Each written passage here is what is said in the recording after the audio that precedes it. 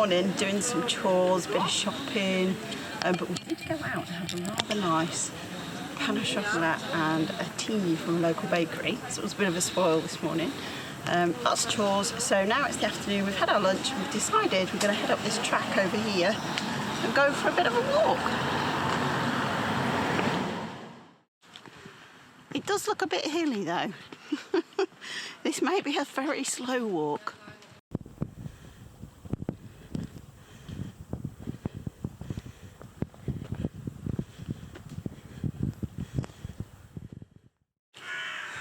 We've come across a sign for Fort du Dadoor, 1861. We're going to go and find out what it is. Is it a surprise or not? From where we are, we walked up onto the headland. We're getting a really good view of the marina. We've never really seen the breakwater like this before. You can see how much it shelters from the prevailing southwesterly winds. We've climbed up here to see the fort from 1861. It's quite a substantial building actually. It looks in really good condition, but it does afford us the opportunity to look at the marina, which is a view we've not seen before. And we were just reflecting on how clear the water is, crystal clear. There's also lots of caves. You'll see these caves in the along the coast.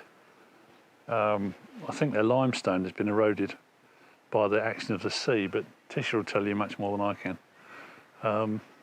And they're really impressive. Some of them are really huge, you know, cathedral sort of scale caves. But it's really nice up here, very attractive. Following Alan out into the clearing.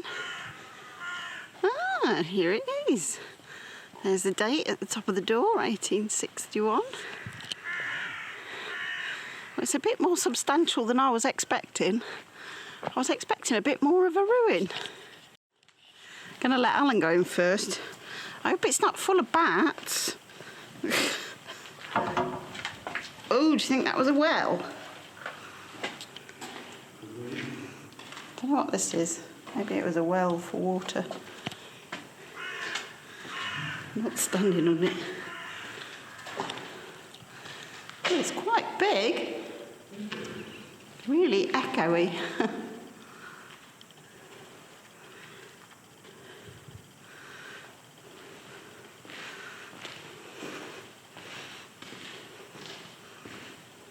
Oh, it's dark in here.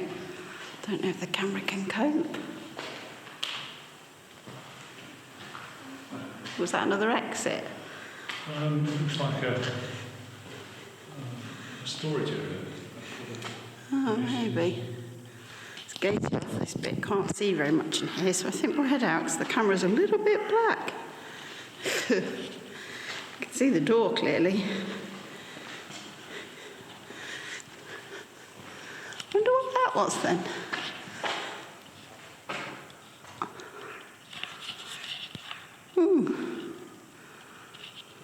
A massive gun. Maybe. In 1861. We've walked a little bit further round and we seem to have found a gun emplacement. Alan sat on top of the wall, but out there you can see the sea, and on his feet you can see the pad where the gun would have been, and lots of big bolts to hold it in place. And as we look around, there's these sort of very overgrown, but if I walk along here a little bit, it looks like this is where they might have stored ammunitions maybe, or something in here, who knows. But there's lots more as you walk down. At the end of the gun emplacements is this sort of, well, access is denied to us, but it looks like a fairly substantial entrance into some sort of room or cave or something where they might have stored stuff. It's an interesting site, very overgrown. There's nothing written in English, so we're just sort of piecing together from knowledge what we think the history might be. Found this very cheeky hidden little stairwell path. I'm gonna head up here. I hope I don't get stung by anything. So the path emerges here. Oh, it looks like another sort of Maybe some sort of lookout. Wouldn't have had much of a gun in here, I don't think. Comes out onto the main sort of coastal path. Just need to find Alan now. This is Alan coming up. Oh, there's the one. It was interesting, wasn't it? I used that one in the corner there. Down there, look. I sort of sat on my bum and got out, but you're a bit taller than me. You're going to say, oh, my knees. Oh, look at that, you're free. And that's where we've come from, down there.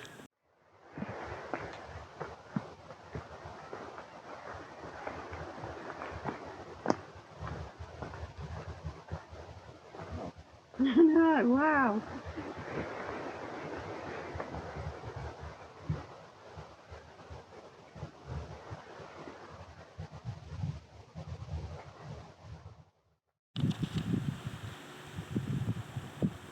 Hello. It's quite narrow and skinny, but there are plenty of holds to... My feet are too fat for that, Sleep. Your feet are too fat.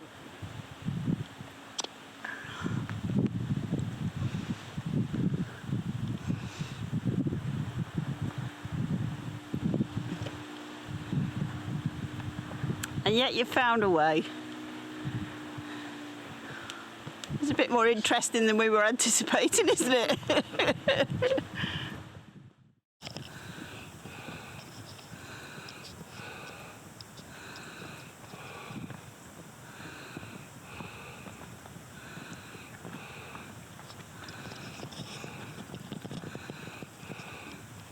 Merci.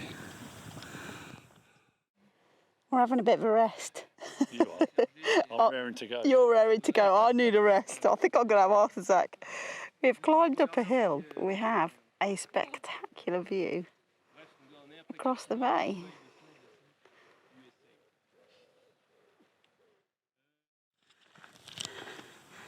Walking along this track, we just found the biggest wood store ever.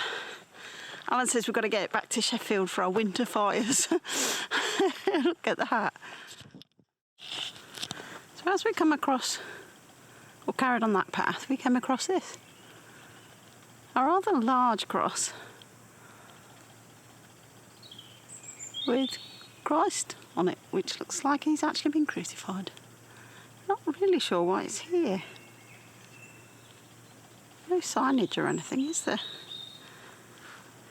But a very substantial sort of monument. We just noticed the plaque at the bottom. How daft are we? It looks like it's a First World War monument. Gerard Hubert Alain. Good monument. We're heading downhill now off the peninsula. Looks like we're arriving in a little bit of civilization. There appears to be properties up here. Some very nice looking properties, just nestled into the hillside. Look at this. Lovely deck. I like that one. So we walk down the hill, we get a spectacular view of the beach and the bay, and you can just about see the harbour wall there. Lovely walk.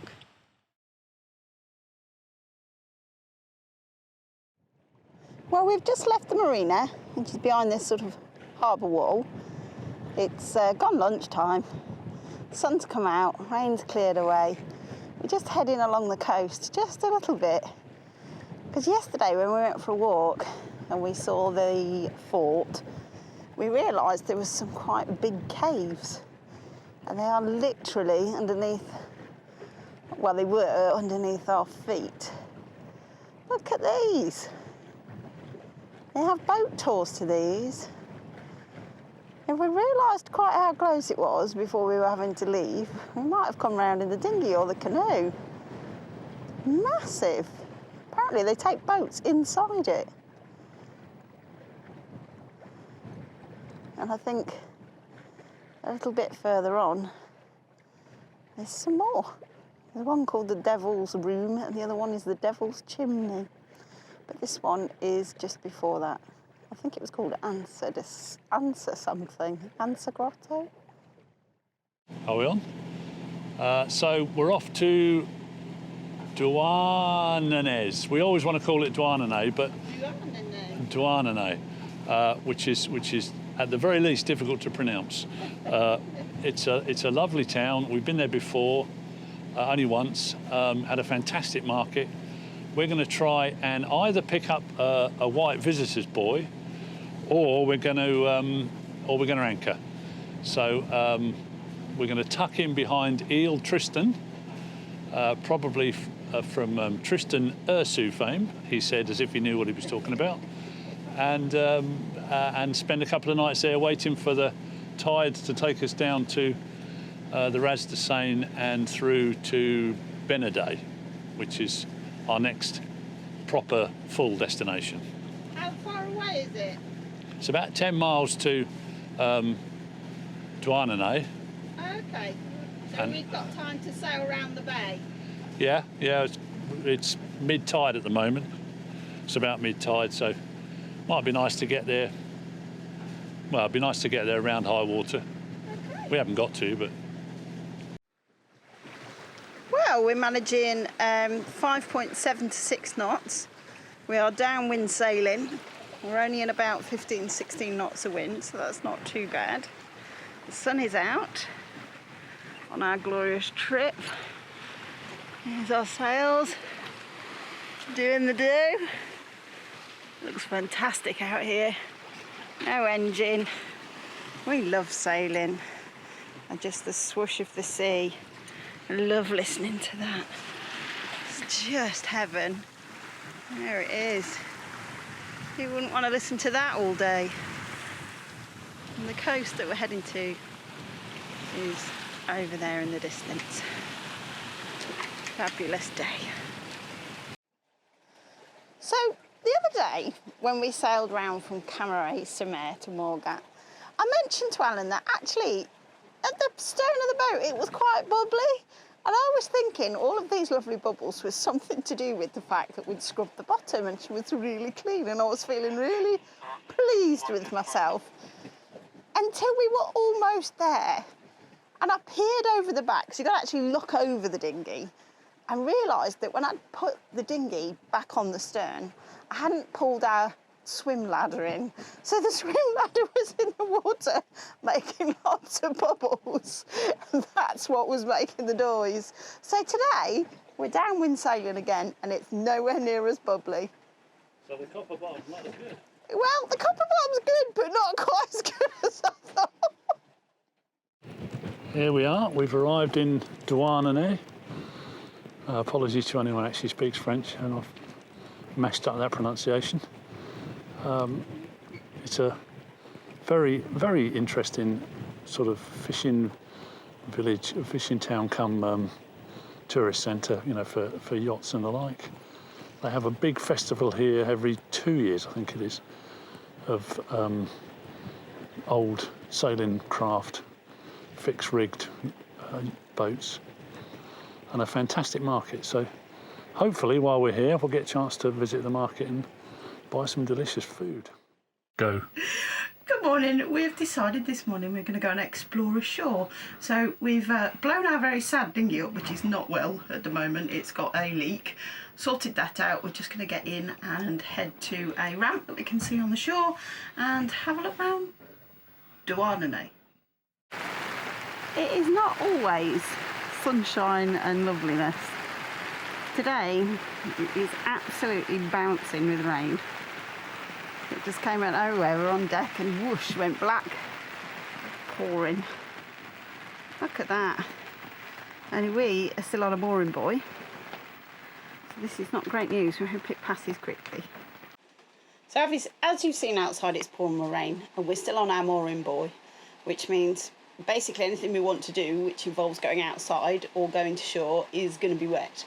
That is a downside of being out when you're on a boat living every day, is that you don't get to choose the weather. So sometimes it's glorious and it's swimming in the sea and lovely sunshine, and other days it's like this. Now this morning we've got to go and get fuel and we need food, and we should probably top up our water tank. So that's a lot of little errands in the dinghy. We got all ready to go and then decided we might just wait for a little bit and see if this shower passes. So our plan for tomorrow is we're going to set off around 6, perhaps, yeah, about 6 o'clock in the morning. We want the daylight because there's a lot of lobster pots off Douarnenez, and we want to be able to see them. We're then going to make our way down the coast for 18 miles. We're going to then get to Île Tristan, I think it is, apologies for the pronunciation. And we need to be there 45 minutes before high water Brest so that we can get slack water through the Ras de Seine. It's a southerly, but it's very light southerly. And we want to take the tide down with us, or, you know, if we've got to have the tide going either way, it's better that it's going with us. And then we're going to either make our way round to Dournenez or to Benedey. Those are our two options. Dournenez is a short trip. Benedey it takes from here about 10 hours. So fingers crossed that the weather holds and we manage.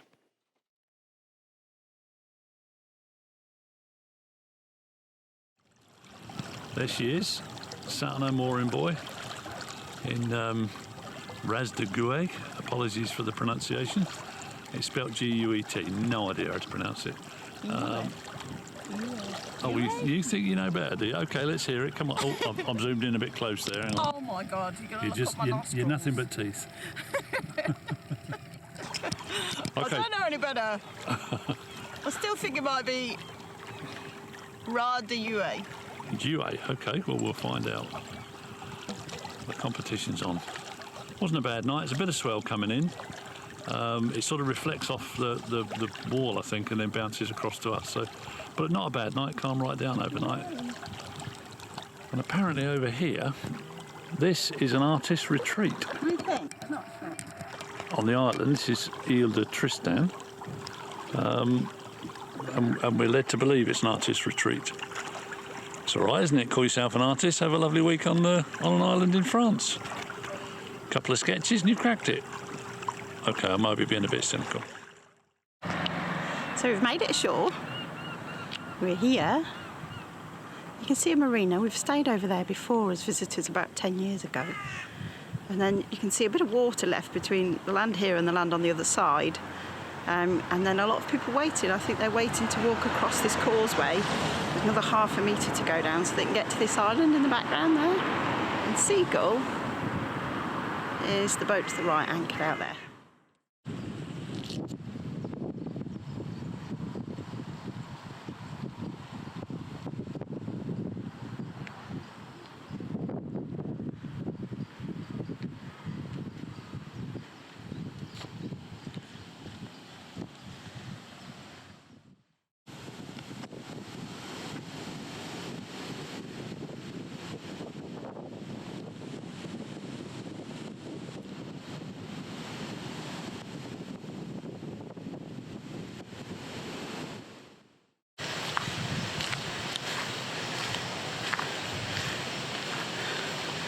Some sort of lookout. Yeah. Right down there. It's interesting, isn't it? Oh, look at that. Great view of the island. Well, we crossed over on that bridge, as you saw. There's this lovely little sort of coastal path. We believe, but we don't know for sure, that there might be some sort of market. We might be too late on the other side, but we're going to go and have a look anyway. But the walk is lovely. I know Seagull's a long way off, but she's framed in the middle of that gap. That's where we came ashore, on the sort of right-hand side. Our dinghy's there. But right now, if you look closely, you can see that there is that whole group of people we filmed earlier are now crossing the causeway. It's barely out of the water. But they all look like they're gathering to look at our boat, obviously, because she's amazing. So there's no market today, but there is this beautiful marina.